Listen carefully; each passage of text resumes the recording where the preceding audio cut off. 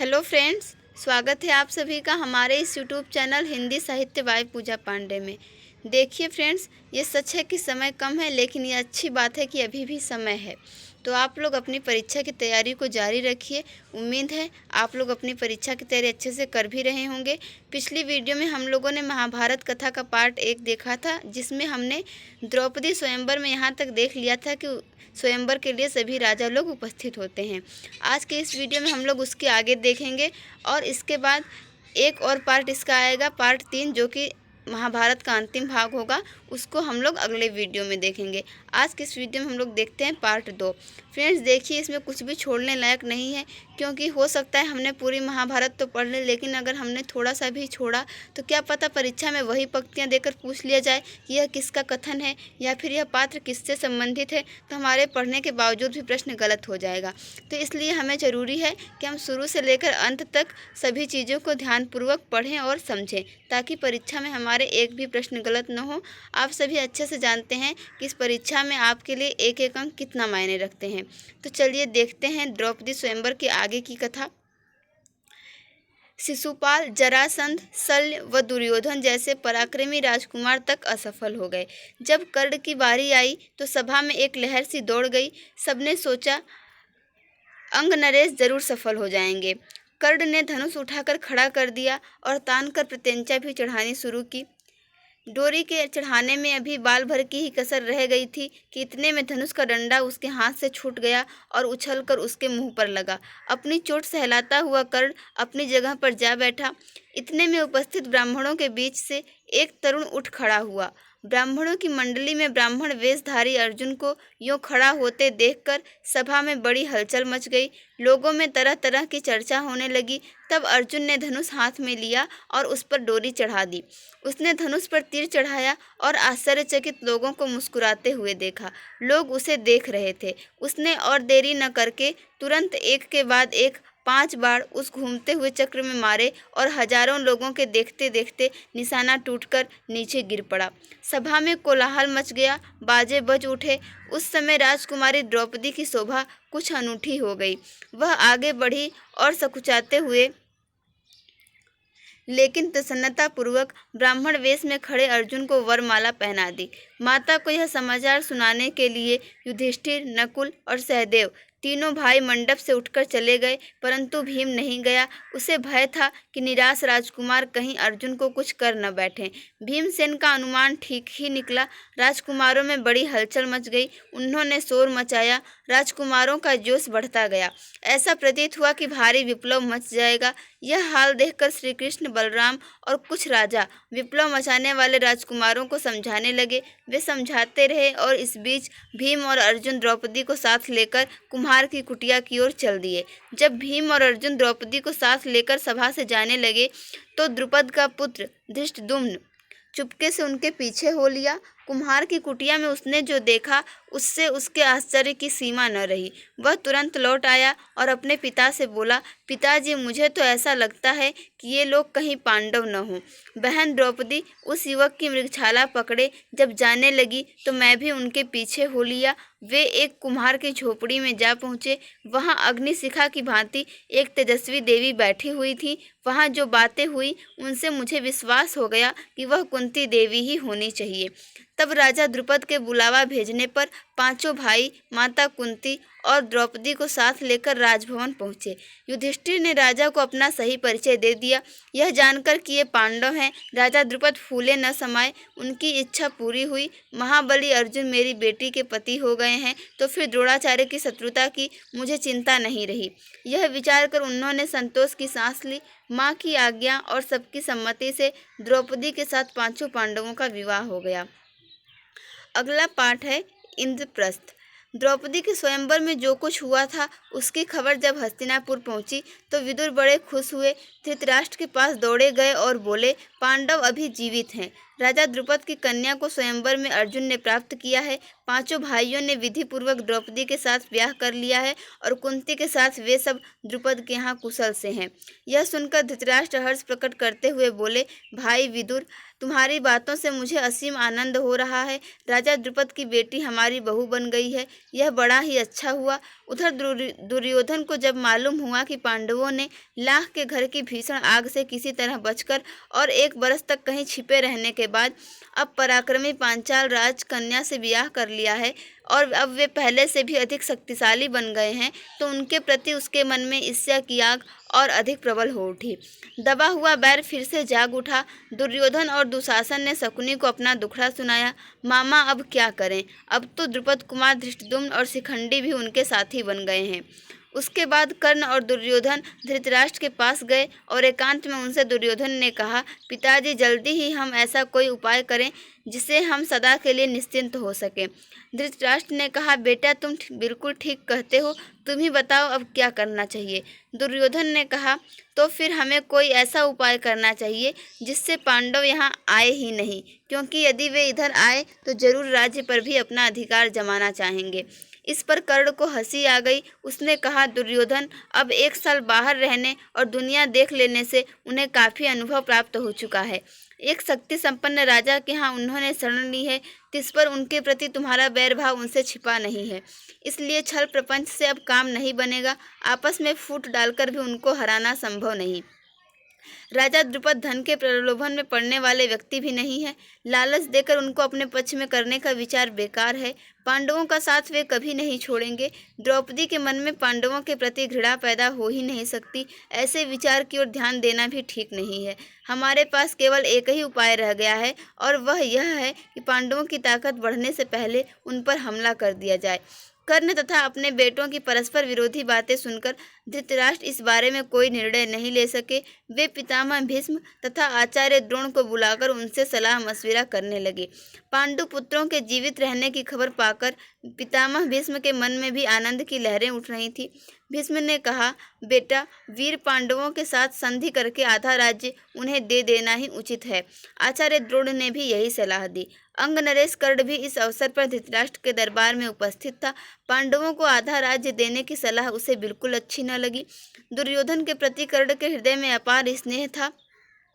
इस कारण द्रोणाचार्य की सलाह सुनकर उसके क्रोध की सीमा न रही। वह धृतराष्ट्र से बोला, राजन, मुझे यह देखकर बड़ा आश्चर्य हो रहा है कि आचार्य द्रोण भी आपको ऐसी कुमंत्रणा देते हैं। राजन, शासकों का कर्तव्य है कि मंत्रणा देने वालों की नीयत को पहले परख लें, फिर उनकी मंत्रणा पर ध्यान दें। कर्ण की इन बातों से द्रोणाचार्य क्रोधित हो गरजकर बोले, दुष्ट कर्ण, तुम राजा को गलत रास्ता बता रहे हो। यह निश्चित है कि यदि राजा धृतराष्ट्र ने मेरी तथा पितामह भीष्म की सलाह न मानी और तुम जैसों की सलाह पर चले तो फिर कौरवों का नाश होने वाला है। इसके बाद धृतराष्ट्र ने धर्मात्मा विदुर से सलाह ली। विदुर ने कहा, हमारे कुल के नायक भीष्म तथा आचार्य द्रोण ने जो बताया है वही श्रेयस्कर है। कर्ण की सलाह किसी काम की नहीं है। अंत में सब सोच विचार कर धृतराष्ट्र ने पांडु के पुत्रों को आधा राज्य देकर संधि कर लेने का निश्चय किया और पांडवों को द्रौपदी तथा कुंती सहित सादर लिवा लाने के लिए विदुर को पांचाल देश भेजा। विदुर पांचाल देश को रवाना हो गए। पांचाल देश में पहुंचकर विदुर ने राजा द्रुपद को अमूल्य उपहार भेंट करके उनका सम्मान किया और राजा धृतराष्ट्र की तरफ से अनुरोध किया कि पांडवों को द्रौपदी सहित हस्तिनापुर जाने की अनुमति दें। विदुर का अनुरोध सुनकर राजा द्रुपद के मन में शंका हुई। उनको धृतराष्ट्र पर विश्वास न हुआ। सिर्फ इतना कह दिया कि पांडवों की जैसी इच्छा हो वही करना ठीक होगा। तब विदुर ने माता कुंती के पास जाकर अपने आने का कारण उन्हें बताया। कुंती के मन में भी शंका हुई कि कहीं पुत्रों पर फिर कोई आफत न आ जाए। विदुर ने उन्हें समझाया और धीरज देते हुए कहा, देवी, आप निश्चिंत रहें, आपके बेटों का कोई कुछ नहीं बिगाड़ सकेगा। वे संसार में खूब यश कमाएंगे और विशाल राज्य के स्वामी बनेंगे। आप सब बेखटके हस्तिनापुर चलिए।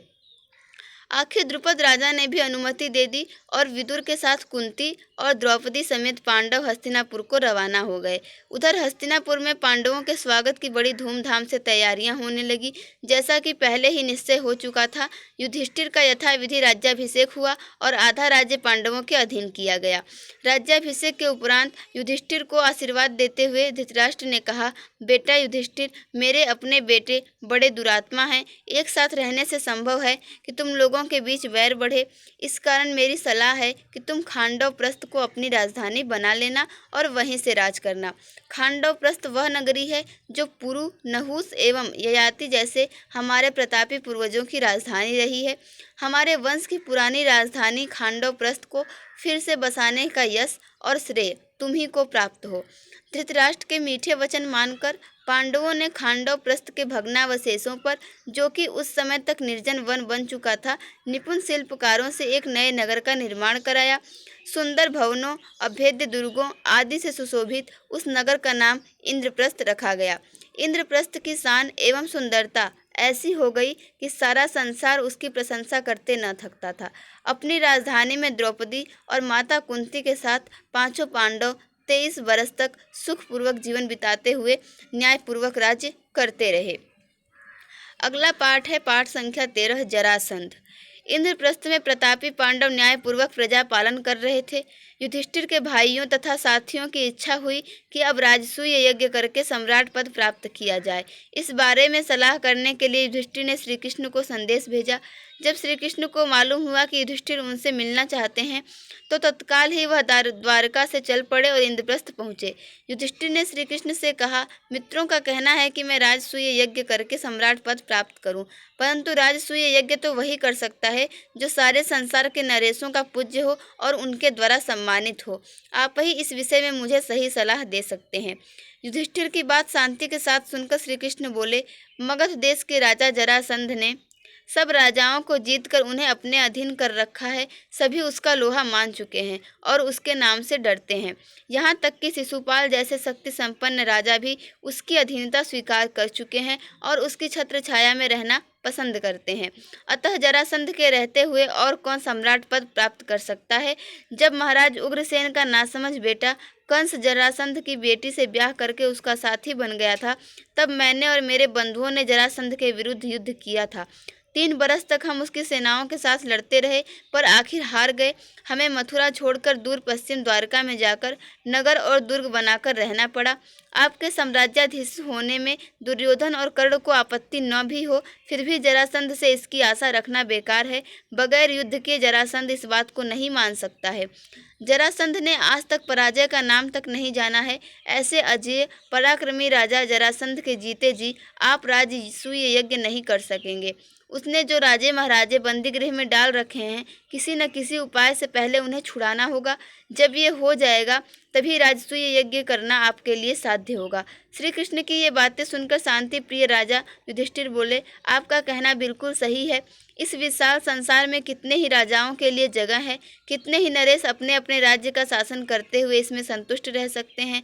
आकांक्षा वह आग है जो कभी बुझती नहीं है।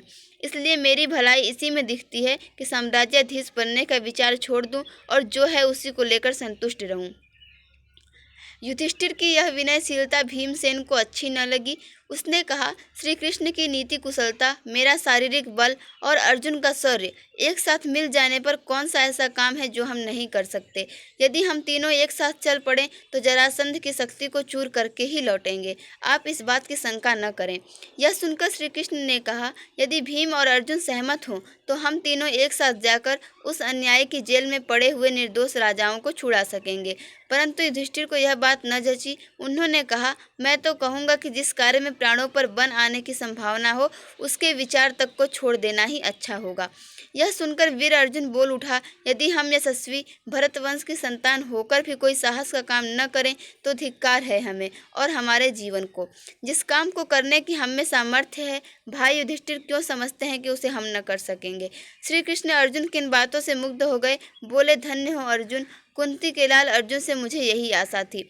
जब जरासंध के साथ युद्ध करने का निश्चय हो गया तो श्री कृष्ण और पांडवों ने अपनी योजना बनाई। श्री कृष्ण, भीमसेन और अर्जुन ने वल्कल पहन लिए, हाथ में कुशा ले ली और व्रती लोगों का सा वेश धारण करके मगध देश के लिए रवाना हो गए। राह में सुंदर नगरों तथा गांवों को पार करते हुए वे तीनों जरासंध की राजधानी में पहुंचे।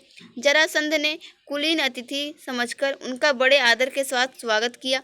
जरासंध के स्वागत का भीम और अर्जुन ने कोई जवाब नहीं दिया। वे दोनों मौन रहे। इस पर श्री कृष्ण बोले, मेरे दोनों साथियों ने मौन व्रत लिया हुआ है, इस कारण अभी नहीं बोलेंगे। आधी रात के बाद व्रत खुलने पर बातचीत करेंगे। जरासंध ने इस बात पर विश्वास कर लिया और तीनों मेहमानों को यज्ञशाला में ठहराकर महल में चला गया। कोई भी ब्राह्मण अतिथि जरासंध के यहाँ आता तो उनकी इच्छा तथा सुविधा के अनुसार बातें करना व उनका सत्कार करना जरासंध का नियम था। इसके अनुसार आधी रात के बाद जरासंध अतिथियों से मिलने गया, लेकिन अतिथियों के रंग ढंग देखकर मगध नरेश के मन में कुछ शंका हुई। राजा जरासंध ने कड़क कर पूछा, सच सच बताओ, तुम लोग कौन हो? ब्राह्मण तो नहीं दिखाई देते। इस पर तीनों ने सही हाल बता दिया और कहा, हम तुम्हारे शत्रु हैं, तुमसे अभी द्वंद्व युद्ध करना चाहते हैं। हम तीनों में से किसी एक से, जिससे तुम्हारी इच्छा हो, लड़ सकते हो। हम सभी इसके लिए तैयार हैं। तभी भीमसेन और जरासंध में कुश्ती शुरू हो गई। दोनों वीर एक दूसरे को पकड़ते, मारते और उठते हुए लड़ने लगे। इस प्रकार पल भर भी विश्राम किए बगैर वे 13 दिन और 13 रात लगातार लड़ते रहे। 14वें दिन जरासंध थककर जरा देर को रुक गया, पर ठीक मौका देखकर श्री कृष्ण ने भीम को इशारे से समझाया और भीमसेन ने फौरन जरासंध को उठाकर चारों ओर घुमाया और उसे जमीन पर जोर से पटक दिया। इस प्रकार अजेय जरासंध का अंत हो गया। श्री कृष्ण और दोनों पांडवों ने उन सब राजाओं को छुड़ा लिया जिनको जरासंध ने बंदी गृह में डाल रखा था और जरासंध के पुत्र सहदेव को मगध की राजगद्दी पर बैठाकर इंद्रप्रस्थ लौट आए। इसके बाद पांडवों ने विजय यात्रा की और सारे देश को महाराज युधिष्ठिर की अधीनता में ले आए। जरासंध के वध के बाद पांडवों ने राजसूय यज्ञ किया। इसमें समस्त भारत के राजा आए हुए थे। जब अभ्यागत नरेशों का आदर सत्कार करने की बारी आई तो प्रश्न उठा कि अग्र पूजा किसकी हो। सम्राट युधिष्ठिर ने इस बारे में पितामह भीष्म से सलाह ली। वृद्ध भीष्म ने कहा कि द्वारकाधीश श्री कृष्ण की पूजा पहले की जाए। युधिष्ठिर को भी यह बात पसंद आई। उन्होंने सहदेव को आज्ञा दी कि वह श्री कृष्ण का पूजन करे। सहदेव ने विधिवत श्री कृष्ण की पूजा की। वासुदेव का इस प्रकार गौरवान्वित होना चेदी नरेश शिशुपाल को अच्छा नहीं लगा। वह एकाएक उठ खड़ा हुआ और ठहाका मारकर हंस पड़ा। सारी सभा की दृष्टि जब शिशुपाल की ओर गई तो वह ऊंचे स्वर में व्यंग्य से बोलने लगा, यह अन्याय की बात है कि एक मामूली से व्यक्ति को इस प्रकार गौरवान्वित किया जाता है। युधिष्ठिर को यूं आड़े हाथों लेने के बाद शिशुपाल सभा में उपस्थित राजाओं की ओर देखकर बोला, उपस्थित राजागण, जिस दुरात्मा ने कुचक्र रचकर वीर जरासंध को मरवा डाला उसी की युधिष्ठिर ने अग्र पूजा की। इसके बाद उसे हम धर्मात्मा कैसे कह सकते हैं? उनमें हमारा विश्वास नहीं रहा है। इस तरह शब्द बाड़ों की बौछार कर चुकने के बाद शिशुपाल दूसरे कुछ राजाओं को साथ लेकर सभा से निकल गया। राजाधिराज युधिष्ठिर नाराज हुए राजाओं के पीछे दौड़ गए और अनुनय विनय करके उन्हें समझाने लगे। युधिष्ठिर के बहुत समझाने पर भी शिशुपाल नहीं माना। उसका हठ और घमंड बढ़ता गया। अंत में शिशुपाल और श्री कृष्ण में युद्ध छिड़ गया, जिसमें शिशुपाल मारा गया। राजसूय यज्ञ संपूर्ण हुआ और राजा युधिष्ठिर को राजाधिराज की पदवी प्राप्त हो गई। अगला है पाठ संख्या 14, शकुनी का प्रवेश। एक दिन युधिष्ठिर ने अपने भाइयों से कहा, भाइयों, युद्ध की संभावना ही मिटा देने के उद्देश्य से मैं यह शपथ लेता हूँ कि आज से 13 वर्ष तक मैं अपने भाइयों या किसी और बंधु को बुरा भला नहीं कहूँगा। सदा अपने भाई बंधुओं की इच्छा पर ही चलूँगा। मैं ऐसा कुछ नहीं करूँगा जिससे आपस में मनमुटाव होने का डर हो, क्योंकि मनमुटाव के कारण ही झगड़े होते हैं। इसलिए मन से क्रोध को एक बारगी निकाल दूंगा। दुर्योधन और दूसरे कौरवों की बात कभी न टालूंगा। हमेशा उनकी इच्छा अनुसार काम करूँगा। युधिष्ठिर की बातें उनके भाइयों को भी ठीक लगी। वे भी इसी निश्चय पर पहुँचे कि झगड़े फसाद का हमें कारण नहीं बनना चाहिए। उधर युधिष्ठिर चिंतित हो रहे थे कि कहीं कोई लड़ाई झगड़ा न हो जाए, और इधर राजसूय यज्ञ का ठाट बाट तथा पांडवों की यह समृद्धि का स्मरण ही दुर्योधन के मन को खाए जा रहा था। वह ईर्ष्या की जलन से बेचैन हो रहा था। दुर्योधन ने यह भी देखा कि कितने ही देशों के राजा पांडवों के परम मित्र बने हैं। इस सब के स्मरण मात्र से उसका दुख और भी असह्य हो उठा। पांडवों के सौभाग्य की याद करके उसकी जलन बढ़ने लगती थी। अपने महल के कोने में इसी भांति चिंतित और उदास भाव से वह एक रोज खड़ा हुआ था कि उसे यह भी पता न लगा कि उसकी बगल में उसका मामा शकुनी आ खड़ा हुआ है। बेटा, यूं चिंतित और उदास क्यों खड़े हो? कौन सा दुख तुमको सता रहा है? शकुनी ने पूछा। दुर्योधन लंबी सांस लेते हुए बोला, मामा, चारों भाइयों समेत युधिष्ठिर ठाट बाट से राज कर रहा है। यह सब इन आंखों से देखने पर भी मैं कैसे शोक न करूं? मेरा तो अब जीना ही व्यर्थ मालूम होता है। शकुनी दुर्योधन को सांत्वना देता हुआ बोला, बेटा दुर्योधन, इस तरह मन छोटा क्यों करते हो? आखिर पांडव तुम्हारे भाई ही तो हैं। उनके सौभाग्य पर तुम्हें जलन नहीं होनी चाहिए। न्यायपूर्वक जो राज्य उनको प्राप्त हुआ है उसी का तो उपभोग वे कर रहे हैं। पांडवों ने किसी का कुछ बिगाड़ा नहीं है। जिस पर उनका अधिकार था वही उन्हें मिला है। अपनी शक्ति से प्रयत्न करके यदि उन्होंने अपना राज्य तथा सत्ता बढ़ा ली है तो तुम जी छोटा क्यों करते हो? और फिर पांडवों की शक्ति और सौभाग्य से तुम्हारा बिगड़ता क्या है? तुम्हें कमी किस बात की है? द्रोणाचार्य, अश्वत्थामा तथा कर्ण जैसे महावीर तुम्हारे पक्ष में हैं। यही नहीं बल्कि मैं, भीष्म, कृपाचार्य, जयद्रथ, सोमदत्त सब तुम्हारे साथ हैं। इन साथियों की सहायता से तुम सारे संसार पर विजय पा सकते हो। फिर दुख क्यों करते हो? यह सुनकर दुर्योधन बोला, जब ऐसी बात है तो मामा जी, हम इंद्रप्रस्थ पर चढ़ाई ही क्यों न कर दें? शकुनी ने कहा, युद्ध की तो बात ही न करो, वह खतरनाक काम है। तुम पांडवों पर विजय पाना चाहते हो तो युद्ध के बजाय चतुराई से काम लो। मैं तुमको ऐसा उपाय बता सकता हूँ जिससे बगैर लड़ाई के ही युधिष्ठिर पर सहज में विजय पाई जा सके। दुर्योधन की आंखें आशा से चमक उठी। बड़ी उत्सुकता के साथ पूछा, मामा जी, आप ऐसा उपाय जानते हैं? शकुनी ने कहा, दुर्योधन, युधिष्ठिर को चौसर के खेल का बड़ा शौक है, पर उसे खेलना नहीं आता है। हम उसे खेलने के लिए न्योता दें तो युधिष्ठिर अवश्य मान जाएगा। तुम तो जानते ही हो कि मैं मजा हुआ खिलाड़ी हूँ। तुम्हारी ओर से मैं खेलूंगा और युधिष्ठिर को हराकर उसका सारा राज्य और ऐश्वर्य बिना युद्ध के आसानी से छीनकर तुम्हारे हवाले कर दूंगा। इसके बाद दुर्योधन और शकुनी धृतराष्ट्र के पास गए। शकुनी ने बात छेड़ी, राजन देखिए तो आपका बेटा दुर्योधन शोक और चिंता के कारण पीला सा पड़ गया है। अंधे और बूढ़े धृतराष्ट्र को अपने बेटे पर अपार स्नेह था। शकुनी की बातों से वह सचमुच बड़े चिंतित हो गए। अपने बेटे को उन्होंने छाती से लगा लिया और बोले, बेटा, मुझे तो कुछ समझ में ही नहीं आता कि तुम्हें किस बात का दुख हो सकता है। तुम्हारे पास ऐश्वर्य की कमी नहीं है। सारा संसार तुम्हारी आज्ञा पर चल रहा है। फिर तुम्हें चिंता काहे की? लेकिन शकुनी ने धृतराष्ट्र को सलाह दी कि चौसर के खेल के लिए पांडवों को बुलाया जाए। दोनों के इस प्रकार आग्रह करने पर भी धृतराष्ट्र ने तुरंत हार नहीं की। वह बोले, मुझे यह उपाय ठीक नहीं जच रहा है। मैं विदुर से भी तो सलाह कर लूं। वह बड़ा समझदार है। मैं हमेशा से उसका कहा मानता आया हूँ। उससे सलाह कर लेने के बाद ही कुछ तय करना ठीक होगा।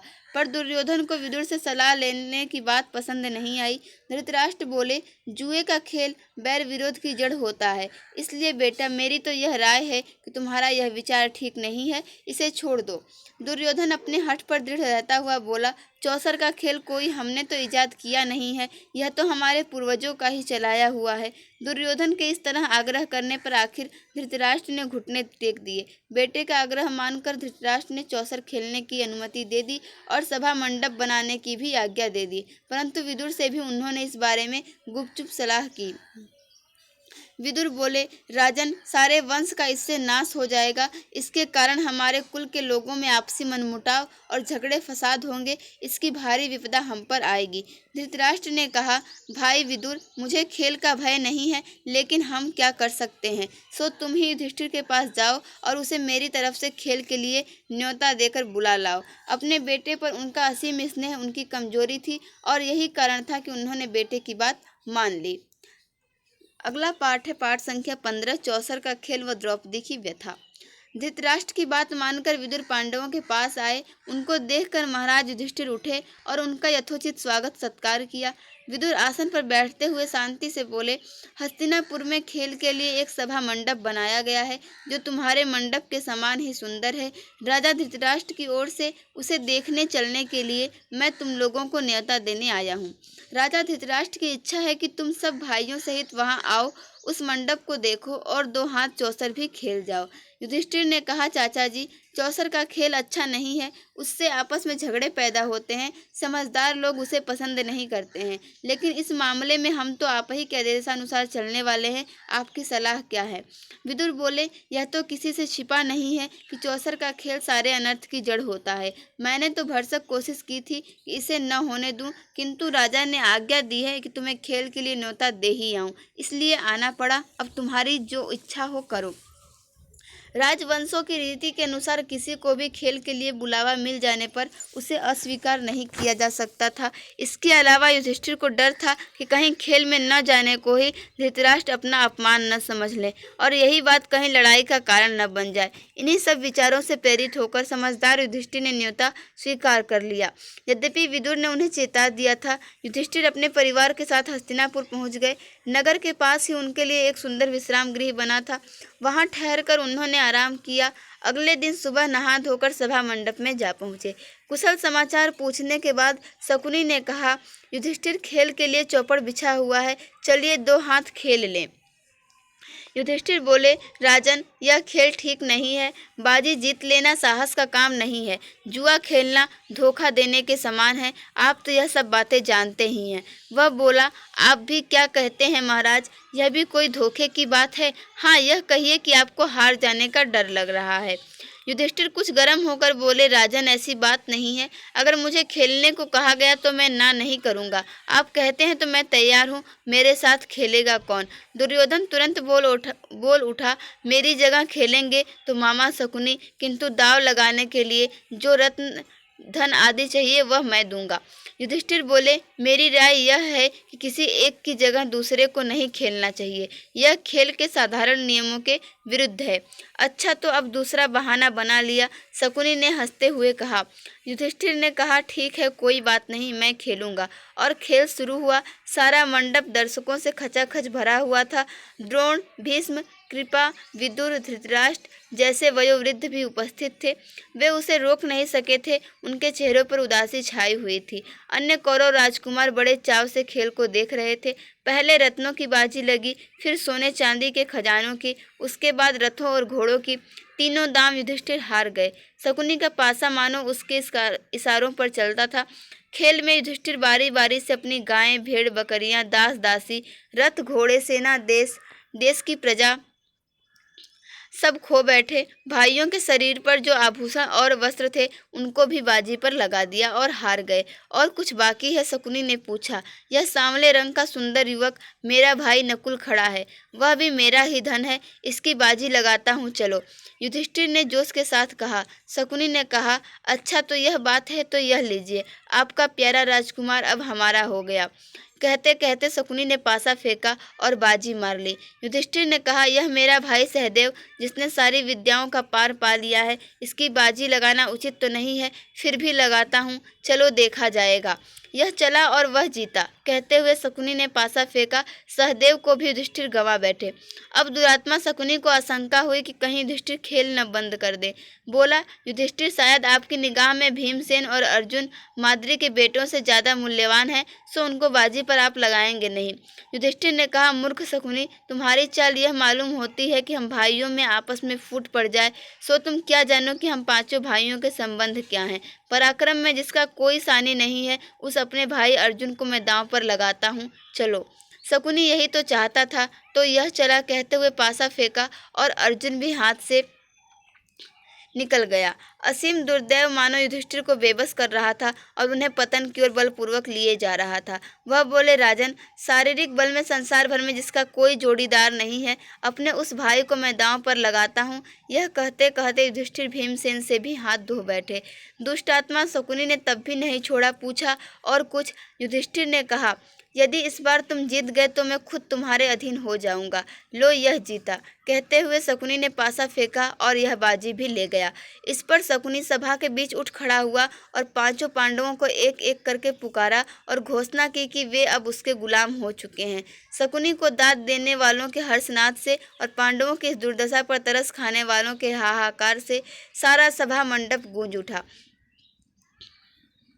सभा में इस तरह खलबली मचने के बाद शकुनी ने युधिष्ठिर से कहा, एक और चीज़ है जो तुमने अभी हारी नहीं है, उसकी बाजी लगाओ तो तुम अपने आप को भी छुड़ा सकते हो। अपनी पत्नी द्रौपदी को तुम दांव पर क्यों नहीं लगाते? और जुए के नशे में चूर युधिष्ठिर के मुंह से निकल पड़ा, चलो अपनी पत्नी द्रौपदी की भी मैंने बाजी लगाई। उनके मुंह से यह निकल तो गया, पर इसके परिणाम को सोचकर वह विकल हो उठे कि हाय, यह मैंने क्या कर डाला।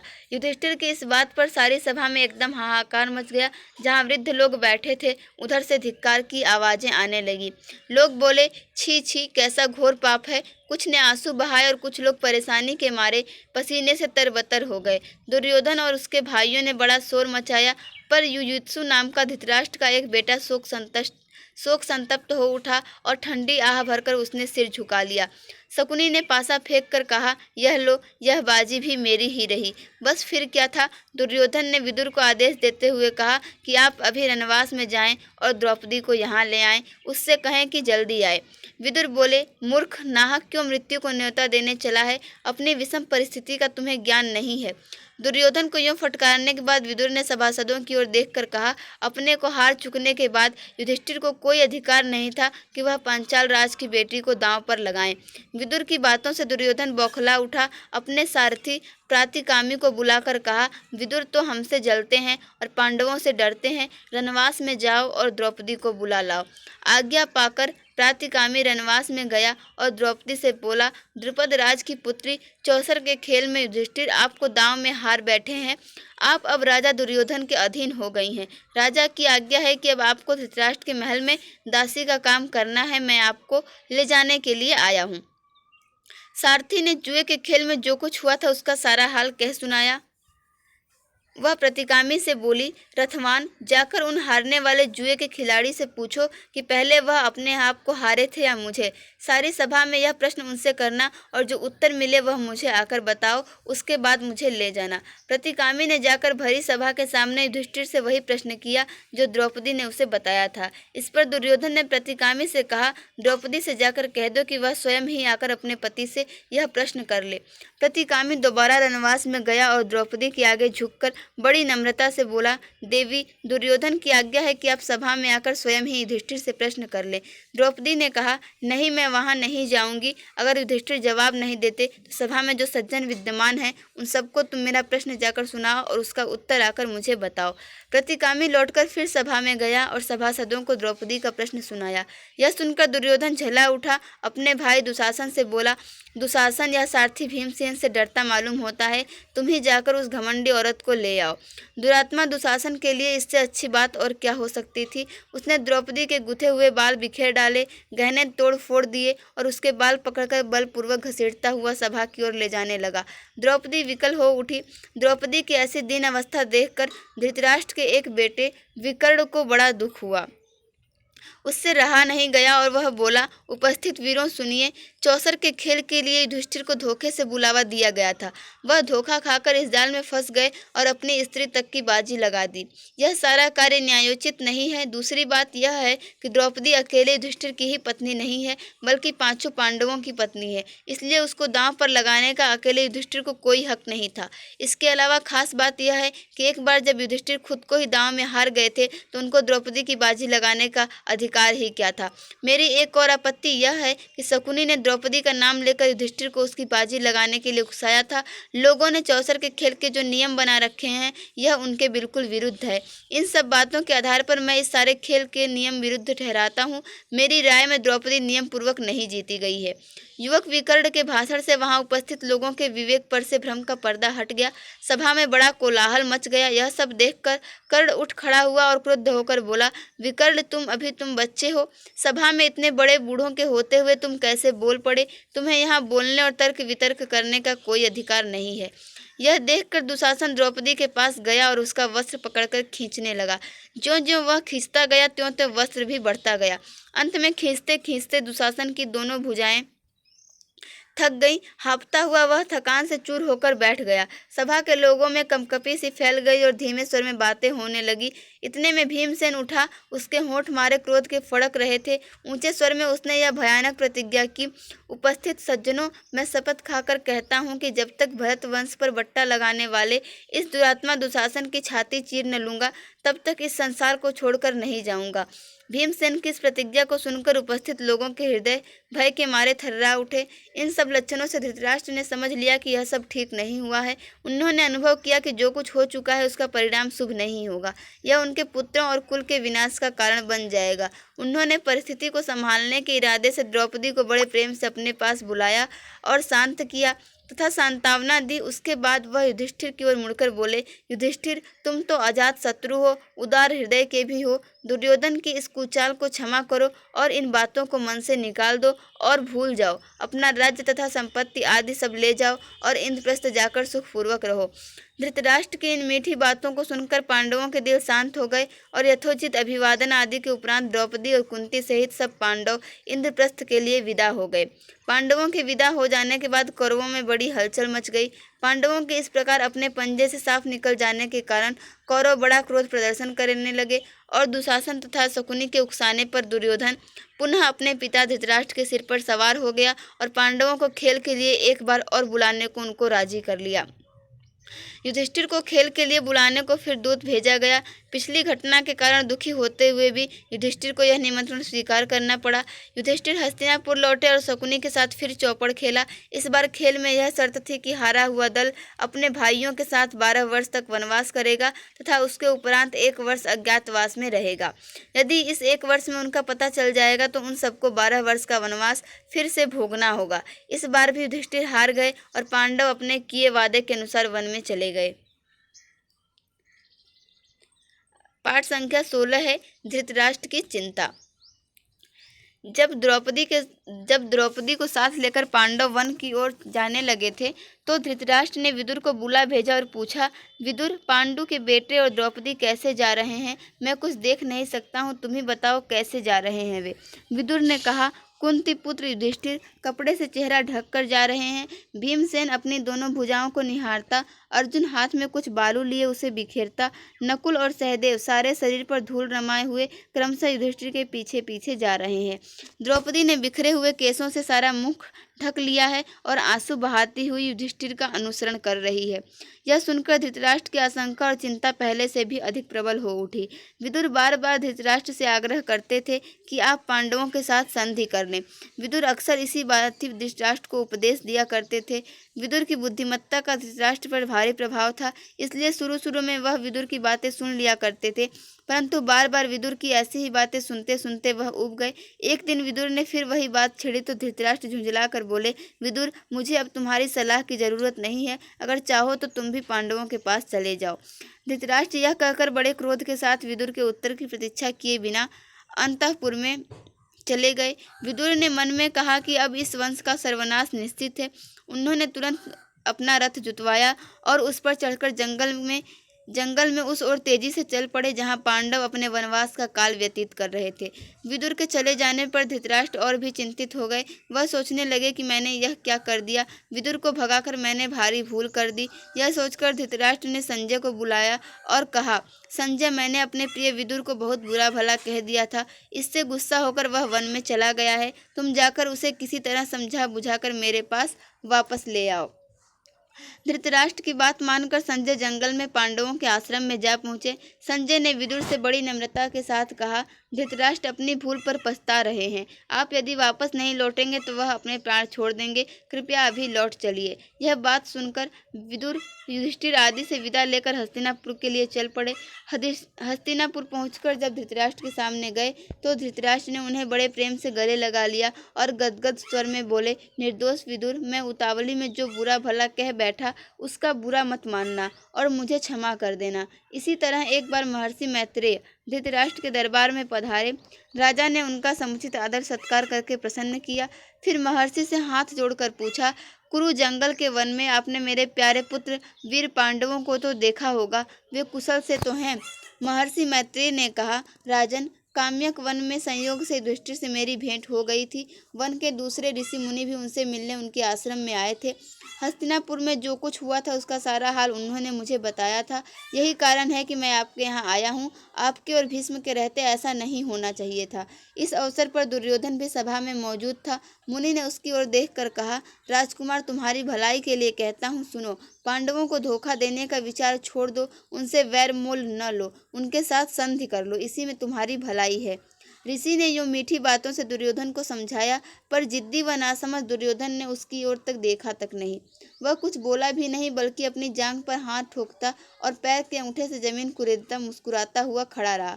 दुर्योधन की इस ढिठाई को देखकर महर्षि बड़े क्रोधित हुए। उन्होंने कहा, दुर्योधन, याद रखो, अपने घमंड का फल तुम अवश्य पाओगे। इसी बीच हस्तिनापुर में हुई घटनाओं की खबर श्री कृष्ण को लगी। उन्हें यह पता चला कि पांचों पांडव द्रौपदी समेत वन में चले गए हैं। यह खबर पाते ही वह फौरन उस वन को चल पड़े जहाँ पांडव ठहरे हुए थे। श्री कृष्ण जब पांडवों से भेंट करने के लिए जाने लगे तो उनके साथ कैकेयी, भोज और वृष्टि जाति के नेता चेदिराज, धृष्टकेतु आदि भी गए। इन लोगों के साथ पांडवों का बड़ा स्नेह संबंध था और वे उनको बड़ी श्रद्धा से देखते थे। द्रौपदी श्री कृष्ण से मिली। श्री कृष्ण को देखते ही उसकी आंखों से अविरल अश्रुधार बह चली। बड़ी मुश्किल से वह बोली, इस तरह अपमानित होने के बाद मेरा जीना ही बेकार है। मेरा कोई नहीं रहा और आप भी मेरे न रहे। यह कहते कहते द्रौपदी की बड़ी बड़ी आंखों से गरम गरम आंसुओं की धारा बहने लगी। वह आगे न बोल सकी। करुण स्वर में विलाप करती हुई द्रौपदी को श्री कृष्ण ने बहुत समझाया और धीरज बंधाया। वह बोले, बहन द्रौपदी, जिन्होंने तुम्हारा अपमान किया है उन सब की लाशें युद्ध के मैदान में खून से लथपथ होकर पड़ेंगी। तुम शोक न करो। मैं वचन देता हूँ कि पांडवों की हर प्रकार से सहायता करूँगा। यह भी निश्चय मानो कि तुम साम्राज्ञी के पद को फिर से सुशोभित करोगी। धृष्टद्युम्न ने भी बहन को सांत्वना दी और समझाते हुए कहा कि श्री कृष्ण की प्रतिज्ञा अवश्य पूरी होगी। इसके बाद श्री कृष्ण पांडवों से विदा हुए। साथ में अर्जुन की पत्नी सुभद्रा और उसके पुत्र अभिमन्यु को भी वे द्वारकापुरी लेते गए। द्रौपदी के पुत्रों को लेकर धृष्टद्युम्न पांचाल देश चला गया। अगला पाठ है पाठ संख्या 17, भीम और हनुमान। सुहावना मौसम था। द्रौपदी आश्रम के बाहर खड़ी थी। इतने में एक सुंदर फूल हवा में उड़ता हुआ उसके पास आ गिरा। द्रौपदी ने उसे उठा लिया और भीमसेन के पास जाकर बोली, क्या तुम जाकर ऐसे ही कुछ और फूल ला सकोगे? यह कहती हुई द्रौपदी हाथ में फूल लिए युधिष्ठिर के पास दौड़ी गई। द्रौपदी की इच्छा पूरी करने के लिए भीमसेन उस फूल की तलाश में निकल पड़ा। चलते चलते वह पहाड़ की घाटी में जा पहुंचा, जहाँ केले के पेड़ों का एक विशाल बगीचा लगा हुआ था। बगीचे के बीच एक बड़ा भारी बंदर रास्ता रोके लेटा हुआ था। बंदर ने भीम की तरफ देखकर कहा, मैं कुछ अस्वस्थ हूँ इसलिए लेटा हूँ। जरा आंख लगी थी तो तुमने आकर नींद खराब कर दी। मुझे क्यों जगाया तुमने? एक बंदर के इस प्रकार मनुष्य जैसा उपदेश देने पर भीमसेन को बड़ा क्रोध आया और बोला, जानते हो मैं कौन हूँ? मैं कुरुवंश का वीर कुंती का बेटा हूँ। मुझे रोको मत। मेरे रास्ते से हट जाओ और मुझे आगे जाने दो। बंदर बोला, देखो भाई, मैं बूढ़ा हूँ, कठिनाई से उठ बैठ सकता हूँ। ठीक है, यदि तुम्हें आगे बढ़ना ही है तो मुझे लांघ कर चले जाओ। भीमसेन ने कहा, किसी जानवर को लांघना अनुचित कहा गया है, इसी से मैं रुक गया, नहीं तो मैं कभी का तुम्हें एक ही छलांग में लांघ कर चला गया होता। बंदर ने कहा, भाई मुझे जरा बताना कि वह हनुमान कौन था जो समुद्र को लांघ गया था। भीमसेन जरा कड़क कर बोला, क्या कहा? तुम महावीर हनुमान को नहीं जानते? उठकर रास्ता दे दो, नाहक मृत्यु को न्योता मत दो। बंदर बड़े करुण स्वर में बोला, हे वीर, शांत हो जाओ, इतना क्रोध न करो। यदि मुझे लांघना तुम्हें अनुचित लगता हो तो मेरी इस पूंछ को हटाकर एक ओर कर दो और चले जाओ। भीमसेन ने बंदर की पूंछ एक हाथ से पकड़ ली, लेकिन आश्चर्य, भीम ने पूंछ पकड़ तो ली पर वह उससे जरा भी नहीं हिली। उठने की तो कौन कहे। उसे बड़ा ताज्जुब होने लगा कि यह बात क्या है। उसने दोनों हाथों से पूंछ पकड़कर खूब जोर लगाया, किंतु पूंछ वैसी की वैसी ही धरी रही। भीम बड़ा लज्जित हुआ, उसका गर्व चूर हो गया। उसे बड़ा विस्मय होने लगा कि मुझसे अधिक ताकतवर यह कौन है। भीम के मन में बलिष्ठों के लिए बड़ी श्रद्धा थी। वह नम्र हो गया, बोला, मुझे क्षमा करें, आप कौन हैं? हनुमान ने कहा, हे पांडुवीर, हनुमान मैं ही हूँ। वानर श्रेष्ठ, मुझसे बढ़कर भाग्यवान और कौन होगा? जो मुझे आपके दर्शन प्राप्त हुए। कहकर भीमसेन ने हनुमान को दंडवत प्रणाम किया। मारुति ने आशीर्वाद देते हुए कहा, भीम, युद्ध के समय तुम्हारे भाई अर्जुन के रथ पर उड़ने वाली ध्वजा पर मैं विद्यमान रहूंगा। विजय तुम्हारी ही होगी। इसके बाद हनुमान ने भीमसेन को पास के झरने में खिले हुए सुगंधित फूल दिखाए। फूलों को देखते ही भीमसेन को द्रौपदी का स्मरण हो आया। उसने जल्दी से फूल तोड़े और वेग से आश्रम की ओर लौट चला। पाठ संख्या 18 है, द्वेष करने वाले का जी नहीं भरता। पांडवों के वनवास के दिनों में कई ब्राह्मण उनके आश्रम गए थे। वहां से लौटकर वे हस्तिनापुर पहुंचे और धृतराष्ट्र को पांडवों के हालचाल सुनाए। धृतराष्ट्र ने जब यह सुना कि पांडव वन में बड़ी तकलीफें उठा रहे हैं तो उनके मन में चिंता होने लगी। लेकिन दुर्योधन और शकुनी कुछ और ही सोचते थे। कर्ण और शकुनी दुर्योधन की चापलूसी किया करते थे, किंतु दुर्योधन को भला इतने से संतोष कहाँ होता। वह कर्ण से कहता, कर्ण, मैं तो चाहता हूँ कि पांडवों को मुसीबतों में पड़े हुए अपनी आंखों से देखूं। इसलिए तुम और मामा शकुनी कुछ ऐसा उपाय करो कि वन में जाकर पांडवों को देखने की पिताजी से अनुमति मिल जाए। कर्ण बोला, द्वैत वन में कुछ बस्तियां हैं जो हमारे अधीन हैं। हर साल उन बस्तियों में जाकर चौपायों की गणना करना राजकुमारों का ही काम होता है। बहुत समय से यह प्रथा चली आ रही है, इसलिए उस बहाने हम पिताजी की अनुमति आसानी से प्राप्त कर सकते हैं। कर्ण अपनी बात पूरी तरह से कह भी न पाया था कि दुर्योधन और शकुनी मारे खुशी के उछल पड़े। राजकुमारों ने भी धृतराष्ट्र से आग्रहपूर्वक प्रार्थना की वह इसकी अनुमति दे दे, किंतु धृतराष्ट्र न माने। दुर्योधन ने विश्वास दिलाया कि पांडव जहाँ होंगे वहाँ वे सब नहीं जाएंगे और बड़ी सावधानी से काम लेंगे। विवश होकर धृतराष्ट्र ने अनुमति दे दी। एक बड़ी सेना को साथ लेकर कौरव द्वैत वन के लिए रवाना हुए। दुर्योधन और कर्ण फूले नहीं समाते थे। उन्होंने पहुंचने पर अपने डेरे ऐसे स्थान पर लगाए जहां से पांडवों का आश्रम 4 कोस की दूरी पर ही था। गंधर्वराज चित्रसेन भी अपने परिवार के साथ उसी जलाशय के तट पर डेरा डाले हुए था। दुर्योधन के अनुचर जलाशय के पास गए और किनारे पर तंबू गाड़ने लगे। इस पर गंधर्व राज्य के नौकर बहुत बिगड़े और दुर्योधन के अनुचरों की उन्होंने खूब खबर ली। वे कुछ न कर सके और अपने प्राण लेकर भाग खड़े हुए। दुर्योधन को जब इस बात का पता चला तो उसके क्रोध की सीमा न रही। वह अपनी सेना लेकर तालाब की ओर बढ़ा। वहां पहुंचना था कि गंधर्वों और कौरवों की सेनाएं आपस में भिड़ गई। घोर संग्राम छिड़ गया। यहाँ तक कि कर्ण जैसे महारथियों के भी रथ और अस्त्र चूर चूर हो गए और वे उल्टे पांव भाग खड़े हुए। अकेला दुर्योधन लड़ाई के मैदान में अंत तक डटा रहा। गंधर्वराज चित्रसेन ने उसे पकड़ लिया, फिर रस्सी से बांधकर उसको अपने रथ पर बैठा लिया और शंख बजाकर विजय घोष किया। जब युधिष्ठिर ने सुना कि दुर्योधन व उसके साथी अपमानित हुए हैं तो उसने गंभीर स्वर में कहा, भाई भीमसेन, ये हमारे ही कुटुंबी हैं। तुम अभी जाओ और किसी तरह अपने बंधुओं को गंधर्वों के बंधन से छुड़ा लाओ। युधिष्ठिर के आग्रह पर भीम और अर्जुन ने कौरवों की बिखरी हुई सेना को इकट्ठा किया और वे गंधर्वों पर टूट पड़े। अंततः गंधर्वराज ने कौरवों को बंधन मुक्त कर दिया। इस प्रकार अपमानित कौरव हस्तिनापुर लौट गए। पांडवों के वनवास के समय दुर्योधन की तो इच्छा राजसूय यज्ञ करने की थी, किंतु पंडितों ने कहा कि धृतराष्ट्र और युधिष्ठिर के रहते उसे राजसूय यज्ञ करने का अधिकार नहीं है। तब ब्राह्मणों की सलाह मानकर दुर्योधन ने वैष्णव नामक यज्ञ करके ही संतोष कर लिया। इसी समय की बात है कि महर्षि दुर्वासा अपने 10,000 शिष्यों को साथ लेकर दुर्योधन के राजभवन में पधारे। दुर्योधन के सत्कार से ऋषि बहुत प्रसन्न हुए और कहा, वत्स, कोई वर चाहो तो मांग लो। दुर्योधन बोला, मुनिवर, प्रार्थना यही है कि जैसे आपने शिष्यों समेत अतिथि बनकर मुझे अनुग्रहित किया है, वैसे ही वन में मेरे भाई पांडवों के यहाँ जाकर उनका भी सत्कार स्वीकार करें और फिर एक छोटी सी बात मेरे लिए करने की कृपा करें। वह यह कि आप अपने शिष्यों समेत ठीक ऐसे समय युधिष्ठिर के आश्रम में जाएं जब द्रौपदी पांडवों एवं उनके परिवार को भोजन करा चुकी हों और जब सभी लोग आराम से बैठे विश्राम कर रहे हों। उन्होंने दुर्योधन की प्रार्थना तुरंत मान ली। दुर्वासा ऋषि अपने शिष्यों के साथ युधिष्ठिर के आश्रम में जा पहुंचे। युधिष्ठिर ने भाइयों समेत ऋषि की बड़ी आवभगत की और उनका सत्कार किया। कुछ देर बाद मुनि ने कहा, अच्छा, हम सब अभी स्नान करके आते हैं, तब तक भोजन तैयार करके रखना। कहकर दुर्वासा शिष्यों समेत नदी पर स्नान करने चले गए। वनवास के प्रारंभ में युधिष्ठिर से प्रसन्न होकर सूर्य ने उन्हें एक अक्षय पात्र प्रदान किया था और कहा था कि 12 बरस तक इसके द्वारा मैं तुम्हें भोजन दिया करूंगा। इसकी विशेषता यह है कि द्रौपदी हर रोज चाहे जितने लोगों को इस पात्र में से भोजन खिला सकेगी, परंतु सबके भोजन कर लेने पर जब द्रौपदी स्वयं भी भोजन कर चुकेगी तब इस बर्तन की यह शक्ति अगले दिन तक के लिए लुप्त हो जाएगी। जिस समय दुर्वासा ऋषि आए उस समय सभी को खिला पिलाकर द्रौपदी भी भोजन कर चुकी थी, इसीलिए सूर्य का अक्षय पात्र उस दिन के लिए खाली हो चुका था।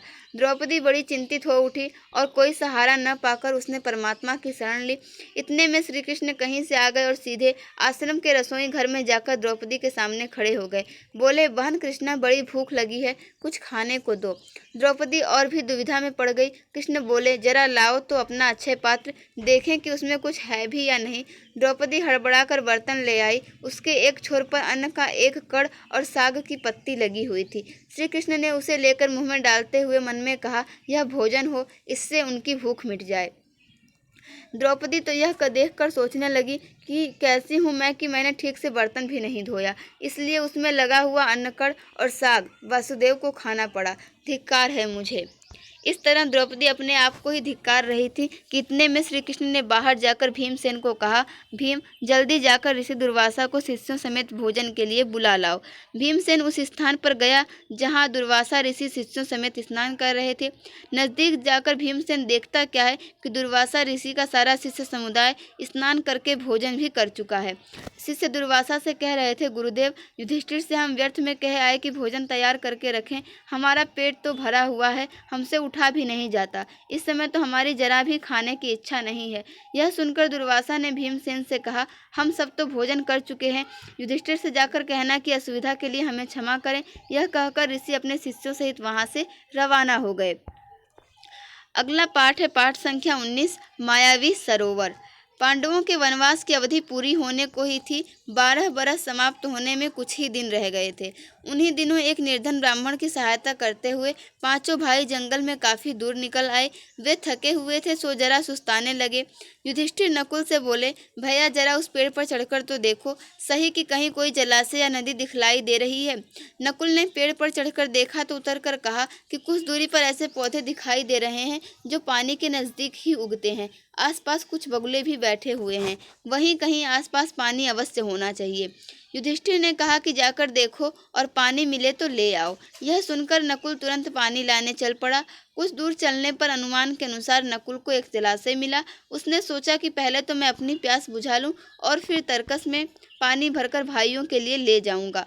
यह सोचकर उसने दोनों हाथों की अंजुली में पानी लिया और पीना ही चाहता था कि इतने में आवाज आई, माद्री के पुत्र, दुस्साहस न करो, यह जलाशय मेरे अधीन है, पहले मेरे प्रश्नों का उत्तर दो, फिर पानी पियो। पर उसे प्यास इतनी तेज लगी थी कि उस वाणी की परवाह न करके उसने अंजुली से पानी पी लिया। पानी पीकर किनारे पर चढ़ते ही उसे कुछ चक्कर सा आया और वह गिर पड़ा। बड़ी देर तक नकुल के न लौटने पर युधिष्ठिर चिंतित हो गए और उन्होंने सहदेव को भेजा। सहदेव जलाशय के नजदीक पहुंचा तो नकुल को जमीन पर पड़ा हुआ देखा, पर उसे भी प्यास इतनी तेज लगी थी कि वह कुछ ज्यादा सोच न सका। वह पानी पीने को ही था कि पहले जैसी वाणी उसे भी सुनाई दी। उसने वाणी की चेतावनी पर ध्यान न देते हुए पानी पी लिया और किनारे पर चढ़ते चढ़ते वह अचेत होकर नकुल के पास ही गिर पड़ा। जब सहदेव भी बहुत देर तक नहीं लौटा तो युधिष्ठिर घबराकर अर्जुन से बोले, जाकर देखो तो उनके साथ कोई दुर्घटना तो नहीं हो गई। अर्जुन बड़ी तेजी से चला। तालाब के किनारे पर दोनों भाइयों को उसने मृत पड़े हुए देखा तो वह चौंक उठा। वह नहीं समझ पाया कि इनकी मृत्यु का क्या कारण है। यह सोचते हुए अर्जुन भी पानी पीने के लिए जलाशय में उतरा कि तभी उसे भी वही वाणी सुनाई दी, अर्जुन, मेरे प्रश्नों का उत्तर देने के बाद ही प्यास बुझा सकते हो। यह तालाब मेरा है, मेरी बात नहीं मानोगे तो तुम्हारी भी वही गति होगी जो तुम्हारे दो भाइयों की हुई है। अर्जुन यह सुनकर गुस्से से भर गया। उसने बाण छोड़ने शुरू किए। जिधर से आवाज सुनाई दी थी उसी ओर निशाना लगाकर वह तीर चलाता रहा, किंतु उन बाणों का कोई असर नहीं हुआ। अपने बाणों को बेकार होते देखकर अर्जुन के क्रोध की सीमा न रही। उसने सोचा, पहले अपनी प्यास तो बुझा ही लूं, फिर लड़ लिया जाएगा। यह सोचकर अर्जुन ने जलाशय में उतरकर पानी पी लिया और किनारे आते आते चारों खाने चित्त होकर गिर पड़ा।